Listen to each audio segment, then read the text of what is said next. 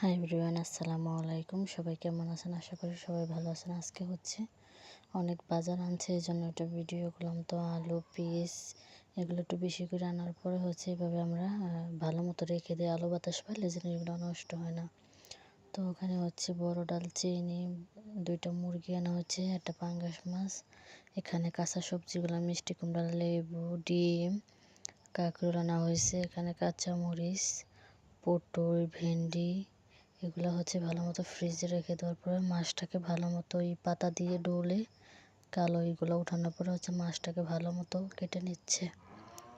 ভালো সুন্দর সুন্দর করে পিস করে নেওয়া হচ্ছে এখানে।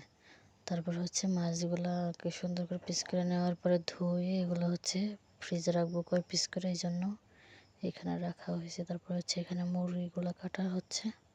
মুরগিগুলো ড্রেসিং করে আনা হয়েছে। এখানে ভালো মতো পরিষ্কার করে কেটে নিচ্ছে মুরগিগুলো। তো 2টা মুরগি তো একটু কাটতে সময় লাগে। তো ধৈর্য ধরে ভিডিওটা সবাই দেখবেন, লাইক কমেন্ট শেয়ার করবেন। এই মুরগির গোশগুলো কাটা শেষ। এখানে প্যাকেট করে ফ্রিজে রাখবো। আল্লাহ হাফেজ।